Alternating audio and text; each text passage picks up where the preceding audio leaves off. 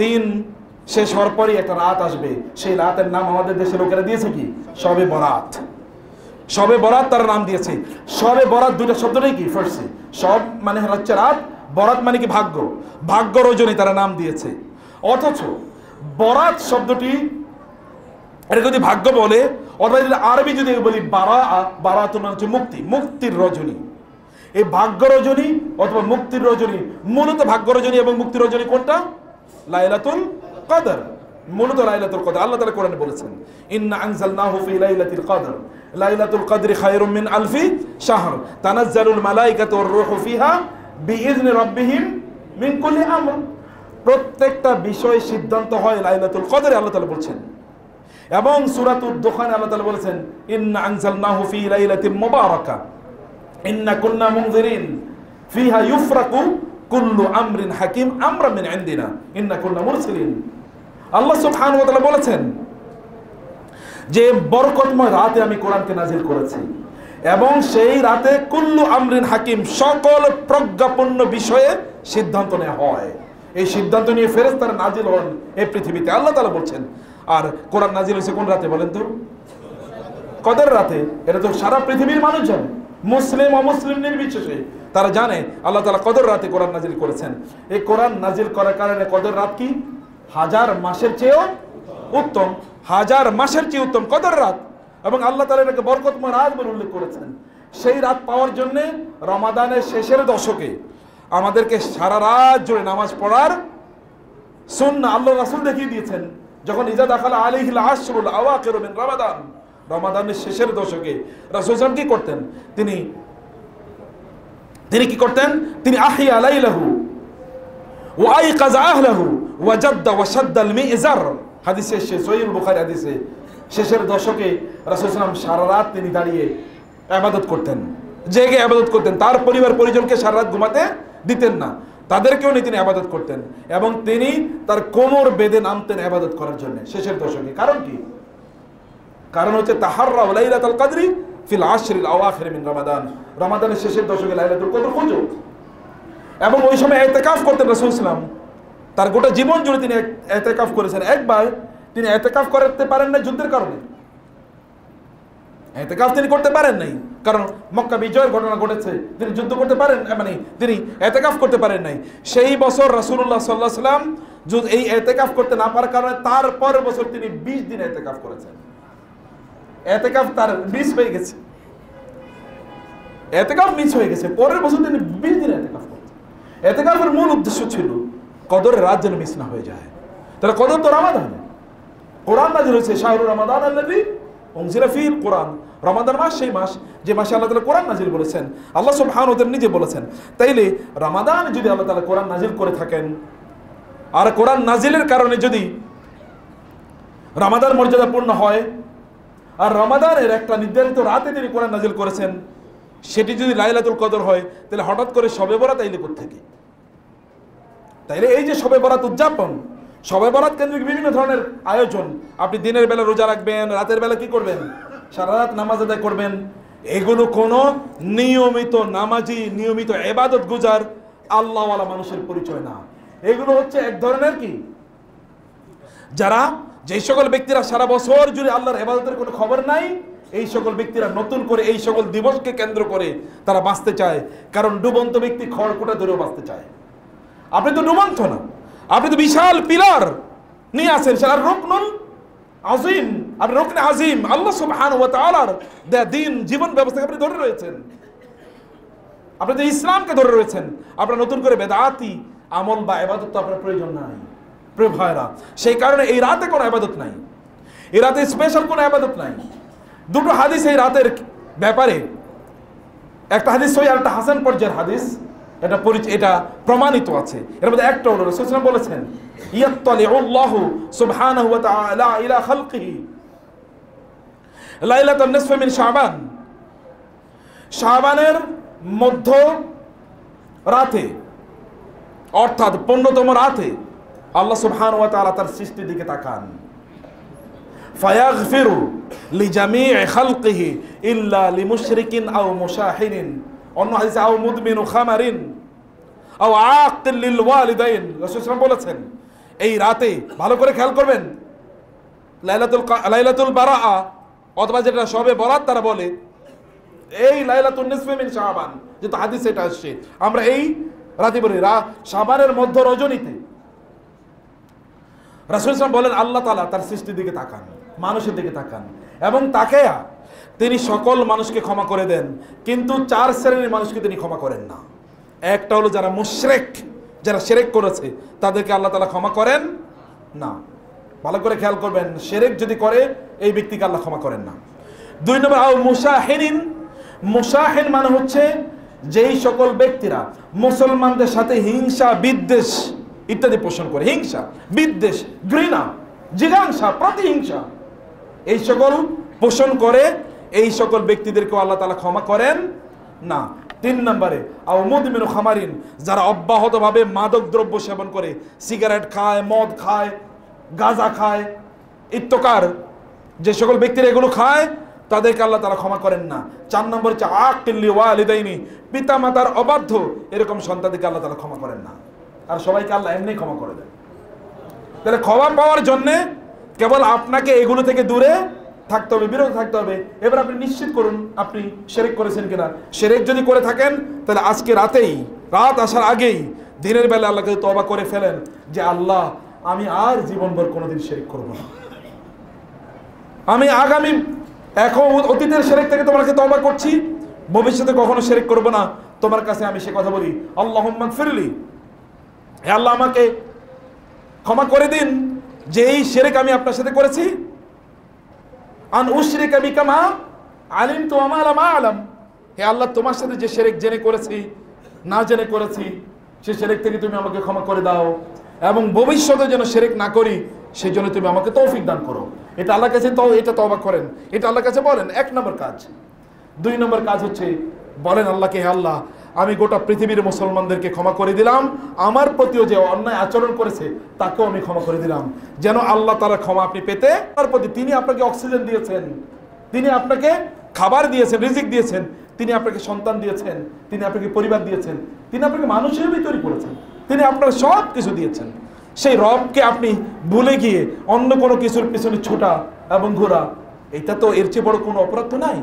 সেই রব আপনাকে ক্ষমা করে দিতে পারেন অব্যাহতভাবে প্রতি মুহূর্তে, তাহলে মানুষের ছোটখাটো ভুলত্রুটিগুলো আপনি ক্ষমা করবেন না? রাসূলুল্লাহ সাল্লাল্লাহু আলাইহি ওয়াসাল্লাম একটা কথা বলতে বলতে একবার তিনি কাঁদলেন, এরপর তিনি হেসে দিলেন। সাহাবায়ে কেরাম বললেন, কি ইয়া রাসূলুল্লাহ, আগে কাঁদলেন এখন হাসলেন?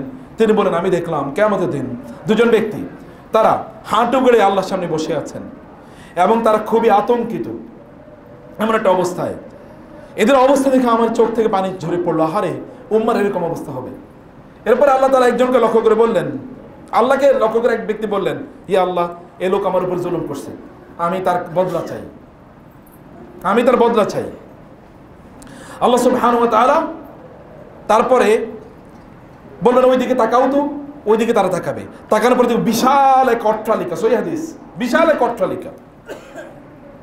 এই 2 জনই অট্টালিকার দিকে তাকাবে, তাকিয়ে ওই যিনি মাজলুম এবং ওর কাছ থেকে জুলুমের বিচার চেয়েছিলেন আল্লাহর কাছে, যে ওর উপর আল্লাহ যেন বিচার সাব্যস্ত করেন, বলেন, ইয়া আল্লাহ এই প্রাসাদের মালিক কে?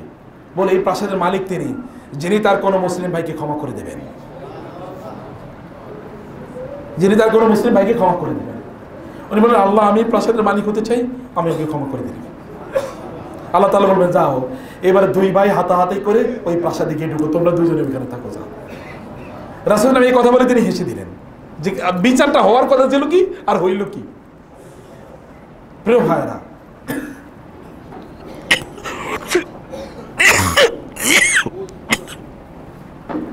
সম্মানিত ভাইরা এবং বোনেরা, মুসলমানদেরকে ক্ষমা করে দেন প্লিজ। আপনি যদি ক্ষমা করে দেন তাহলে আল্লাহর ক্ষমা পাওয়ার জন্য আপনি অনেক বেশি উপযুক্ত হয়ে পড়লেন, অনেক বেশি উপযুক্ত হয়ে পড়লেন। মানুষকে ক্ষমা করে দেন। রাসূলুল্লাহ সাল্লাল্লাহু আলাইহি ওয়াসাল্লাম বলেছেন, দাব্বা ইলাইকুম দাউল উমামি ক্বাবলাকুম, তোমাদের উপর প্লাবনের মতো এসে পড়বে অতীতের বিভিন্ন জাতিপুঞ্জের যে রোগগুলো আছে সেই রোগগুলো। এর মধ্যে একটা হচ্ছে কি, আশ-শাহনা ওয়াল বাগদা, অর্থাৎ পরস্পরের প্রতি ঘৃণা বিদ্বেষ এবং পরস্পরের প্রতি হিংসা। এগুলো পূর্ববর্তীর জাতিগুলোকে ধ্বংস করে দিয়েছে, তোমরা একই রোগে আক্রান্ত হবা। এবং আমাদের মাঝে কিন্তু একই রোগ। দেখেন আপনি পাশের বাড়ির ভাইয়ের বিল্ডিংটা 6 তলা, আমারটা কেন এখনো 2 তলা রইল? তার ফ্ল্যাটটা এত বড়, আমারটা কেন এখনো হলো না? তার সন্তানগুলো এরকম, আমারটা কেন এখনো হলো না? ইত্যকার নিয়ে বিভিন্নভাবে আমরা হিংসা এবং বিদ্বেষের মধ্যে কিন্তু আমরা নিমজ্জিত হয়ে আছি। এই হিংসা বিদ্বেষ থেকে আমাদেরকে বের হতে হবে। যদি আপনি এই রাতে হিংসা বিদ্বেষ থেকে যদি আপনি বের হতে পারেন, যদি আপনি মুসলমানদেরকে ক্ষমা করে দিতে পারেন, তাহলে এমনিতে আল্লাহ তাআলা আপনাকে ক্ষমা করে দেবেন ইনশাআল্লাহ। আর 3 নম্বর হচ্ছে কি? পিতামাতার অবাধ্য। যারা পিতামাতার অবাধ্য, পিতামাতা আপনার প্রতি অসন্তুষ্ট, মনে রাখবেন আল্লাহ রাসূল সাল্লাল্লাহু আলাইহি ওয়াসাল্লাম বলেছেন, পিতা এবং মাতা তোমাদের জন্য জান্নাত, জান্নাতের দরজা। চাইলে তোমরা দরজা ভেঙে ফেলতে পারো, আবার চাইলে দরজা কি তোমরা উন্মুক্ত করে দিতে পারো। এই দরজা তোমাদের জন্য। আল্লাহ রাসূল বলেছেন, রিদাল্লাহি ফি রিদাল ওয়ালিদ ওয়া সাখাতুল্লাহি ফি সাখাতিল ওয়ালিদ। আল্লাহর সন্তুষ্টি এবং অসন্তুষ্টি পিতামাতার সন্তুষ্টি এবং অসন্তুষ্টির উপর নির্ভর করে। অতএব পিতামাতার সাথে কোনো অন্যায় আচরণ করে ক্ষমা চেয়ে নেন এবং এখন থেকে তওবা করুন, পিতামাতার সাথে কোনো অন্যায় আচরণ করবেন না। মনে রাখবেন, যেই ব্যক্তিরা তাদের মায়ের প্রতি উত্তম আচরণ করেছে, পিতার সাথে উত্তম আচরণ করেছে, আল্লাহ সুবহানাহু ওয়া তাআলা তাদেরকে এবং তাদের সন্তানদেরকে এই কারণে আল্লাহ সুবহানাহু ওয়া তাআলা বারাকা দিয়ে পূর্ণ করে দেবেন। আপনি চান আপনার সন্তানগুলো খুব ভালো থাকুক, তাহলে আপনার বাবা মার সাথে ভালো আচরণ করেন। দেখেন অবস্থা কি, আমরা কি ভিন্ন কাজ।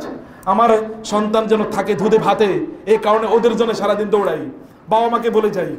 অথচ আল্লাহ এবং আল্লাহ রাসূল বলছেন যে তোমাদের পিতামাতার সাথে ভালো আচরণ করো, আল্লাহ তাআলা তোমাদের সন্তানদেরকে ভালো রাখবেন। সুবহানাল্লাহ বিহামদি। সূরাতুল কাহফে জুমাবারে যে সূরা পড়েন, দেখেন 3টা ঘটনাই এরকম উত্তম আচরণ। বিশেষ করে পরের 2টা ঘটনাতে পিতামাতার সাথে উত্তম আচরণ। প্রথম ঘটনাটা এরকম, পরের ঘটনাটি বিশেষ করে ওই যে আপনারা জানেন যেখানে খিদির আলাইহিস সালাতু ওয়াস সালাম একটা সুদর্শন বালককে হত্যা করে ফেলেছিল। আল্লাহ সুবহানাহু ওয়া তাআলা ওই ওয়াকানা আবুহুমা ওয়াকানা মানে আবওয়াইনি মুমিনাইনি, তাদের পিতামাতা তারা ছিলেন কি? তারা ছিলেন ঈমানদার। আল্লাহ সুবহানাহু ওয়া তাআলা নির্দেশ প্রদান করলেন, এই ছেলেটা দেখতে সুন্দর, কিন্তু এই ছেলেটা বড় হলে খুবই অপরাধী হবে, কাফের মুশরিক হবে, সে সন্ত্রাসী হবে, সে মানুষের উপর জুলুম করবে, অত্যাচার, মানুষকে হত্যা করবে, সম্পদ লুণ্ঠন করবে, জেনা ব্যভিচারে জড়িয়ে পড়বে। এই কারণে এই সন্তানটাকে হত্যা করার নির্দেশ আল্লাহ তাআলা দিয়েছেন। এবং বিনিময়ে আল্লাহ তাআলা এদের ঘরেই এমন একটা কন্যা সন্তান দিলেন, এই কন্যা সন্তানের পরে তার পেট থেকে বের হয়েছে তিনি পরবর্তীতে ওই উম্মার নবী হয়েছিলেন। মেরেছেন এককে, কিন্তু আর এরপরে দিয়েছেন কাকে? একজন নবীকে দিয়েছেন তাদের ঘরে। ভালো মানুষ হলে আপনার সন্তানকে রক্ষা করার দায়িত্ব কার? আল্লাহ সুবহানাহু ওয়া তাআলা।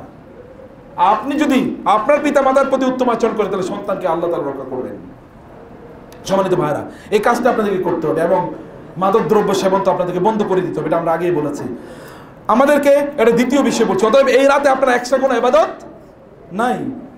হাদিসে এসে রাসূলুল্লাহ সাল্লাল্লাহু আলাইহি ওয়াসাল্লাম একবার আয়েশা রাদিয়াল্লাহু তাআলা আনহা এর ঘরে রাসূলুল্লাহ সাল্লাল্লাহু আলাইহি ওয়াসাল্লামের থাকার কথা, কিন্তু আয়েশা রাদিয়াল্লাহু তাআলা আনহা তিনি ঘুম থেকে উঠে দেখলেন রাসূলুল্লাহ সাল্লাল্লাহু আলাইহি ওয়াসাল্লাম সেখানে নাই। তিনি দেখলেন রাসূল কই, পেছনে পেছনে গেলেন, গিয়ে দেখলেন একটা কবরস্থানে তিনি গিয়েছেন। কবরস্থানে গিয়ে তিনি লম্বা দোয়া করলেন। যখন তিনি দোয়া শেষ করলেন, ফিরে আসবেন, আয়েশা রাদিয়াল্লাহু তাআলা দৌড়ে তিনি চলে আসলেন। এসে তিনি শুয়ে আছেন। রাসূল এসে দেখলেন আয়েশা রাদিয়াল্লাহু তাআলা আনহা কি একটু কম্বল মুড়ি দিয়ে শুয়ে আছে বটে, কিন্তু একটু হেফাচ্ছে। তিনি বুঝলেন ঘটনাটা কি। আয়েশা ঘুমান নাই তো, ঘটনা কি? ঘুমের ভান করতেছেন কেন, ঘটনা কি? বলে ইয়া রাসূলুল্লাহ, ঠিকই কইছেন। বলে কি হচ্ছিল? বলে আপনি আমার সাথে রাতে থাকার কথা, আমি তো আপনার সাথে রাত কাটাতে ভালোবাসি, কিন্তু আপনি আমার রেখে গেলেন কই? এ কারণে আমি আপনার পেছনে পেছনে গেছি, গিয়ে দেখলাম যে আপনি এটা করছেন এবং আপনি ফিরে আসলেন, এটা আমি দেখেছি। ইয়া রাসূলুল্লাহ, এতটুকু পর্যন্ত আপনি চাইলে করতে পারেন, কিন্তু কবর জিয়ারতের জন্য অন্য জায়গায় দৌড়ে যাওয়া না, যে গ্রামে ঠিক আছে যাই কবর জিয়ারত করে আসি, অথবা শাহজালালের মাজার কবর মানে জিয়ারত করে আসি না। আপনার আশপাশে যদি কবর থাকে তাহলে এশার নামাজ পড়লেন, পরে জিয়ারত করলেন, যদি এতটুকু করতে চান। আদারওয়াইজ পরবর্তী সালফে সালিহিন এরকম খুব ইবাদত করেছেন এমন কোনো প্রমাণ নাই। যেহেতু সুন্নাহ হাদিসে করেছেন, হাদিসে ইশারা সুসলাম করেছেন, চাইলে এতটুকু করতে পারেন। কিন্তু এই যে দলবদ্ধ হয়ে মসজিদে যাবেন, রুটি সিন্নি বিলাবেন মানুষের কাছে, এবং ইয়াং জেনারেশন এটাকে উৎসবের মতো করে উদযাপন করবে, এগুলো কোনোটাই সুন্নাহ সম্মত না। কেউ যদি কাজ করে তাহলে বেদাত হয়ে যাবে। অনেকে আমাদেরকে প্রশ্ন করে যে কোরআন এবং হাদিসে আপনি আমাদেরকে দলিল দেখান যে কোথায় আছে শবে বরাত উদযাপন করা বেদাত। আমরা তো ইবাদতই করি, কোরআন হাদিসে কোথায় আছে, কোথায় রাসূল বলছেন যে এই লাইলাতুন নিসফে মিন শাবানে অতে শবে বরাতে ইবাদত করলে বেদাত হবে, কোথায় আছে হাদিসে? এরকম প্রশ্ন যায় কিনা? যায় তো। কিন্তু প্রশ্নটা হলো কি রং, এটা ভুল প্রশ্ন। মনে রাখবেন মূল নীতি হচ্ছে বেদাতের জন্য হাদিস লাগে না, ইবাদতের জন্য হাদিস লাগে। এটা ইবাদত কিনা এটা প্রমাণ করতে হবে হাদিস দ্বারা। হাদিসে যদি না থাকে তাইলে ওটা কি বেদাত। বুঝেন নাই কথা? ইবাদতের কথা যদি হাদিসে না থাকে, এমন কোন ইবাদত যদি আপনি করেন তাইলে এটা কি হবে? বেদাত হবে। আচ্ছা, জুমার নামাজ আমরা কয় রাকাত পড়ি? কেন আমরা 6 রাকাত পড়ি? আজকে তো সবচেয়ে ভালো দিন। 6 রাকাত পড়লে সমস্যা আছে?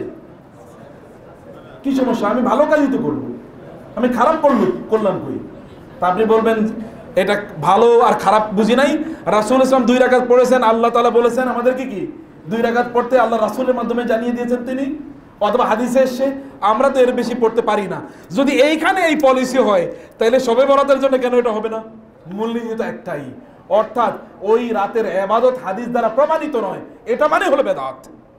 কারণ আদারওয়াইজ আপনি নিজে একটা ইবাদত আবিষ্কার করবেন, অমুকে ইবাদত আবিষ্কার করবে, তোমাকে ইবাদত আবিষ্কার করবে, এরপরে ইসলাম আর তার অরিজিনাল অবস্থায় থাকবে না, যেই কাজটা করেছিল ইহুদিরা এবং খ্রিস্টানরা। এই কারণে তাদের ধর্মের কোনো অস্তিত্বই নাই। অধিকাংশ লোক ধর্ম পালনই করে, খ্রিস্টানরা অধিকাংশ ধর্মই পালন করে না, কারণ কোনটা যে ধর্ম তারা বুঝেই না। এমকে বলছে এটা, তোমাকে বলছে ওটা, আর যে সবই তারা মেনে নিয়ে এরপরে একটা জিনিস বানিয়ে দেখে যে এটা কিছুই নেই, একটা বেসলেস জিনিস তৈরি হয়েছে। আমাদের ইসলাম কিয়ামত পর্যন্ত অব্যাহত থাকবে তার পিওর অবস্থায়, এবং এই কারণে আল্লাহ সুবহানাহু ওয়া তাআলা প্রত্যেক শতাব্দীর মাঝে কিছু মুজাদ্দিদ পাঠাবেন যারা এই দিনের উপর যত জং বা মরিচিকা তৈরি হবে এই সকল মরিচিকা দূর করে দিয়ে এটাকে আবার ঝকঝকে তকতকে করে দেবেন। যেমন মানে স্বর্ণকার যেমনি ভাবে সোনার যত খাদ আছে এগুলোকে দূর করে এটাকে আবার ঝকঝকে তকতকে করে দেন, এরকম স্বর্ণকার কিছু মুজতাহিদ আল্লাহ তাআলা যুগ যুগ ধরে পাঠিয়েবেন। এবং আমরা দেখেছি গত শতাব্দীতে আল্লাহ সুবহানাহু ওয়া তাআলা এরকম কিছু মুজতাহিদ আল্লাহ তাআলা পাঠিয়েছেন, 3 জনই মারা গিয়েছেন। আব্দুল্লাহ বিন বাজ রাহিমাহুল্লাহ, শেখ মোহাম্মদ বিন সালেহ আল উসাইমিন অথবা শেখ নাসিরউদ্দিন আলবানী রাহিমাহুল্লাহ, তারা কোথায় কত বেদাত ছিল সব ঝাঁটা করে সব উড়িয়ে দিয়েছে। তাদের কিতাবগুলো বইগুলো পড়লে আপনি দেখবেন কোনটা দিন এবং কোনটা দিন নয়। আল্লাহ তাআলা এরকম মুজতাহিদ যুগ যুগ ধরে পাঠান।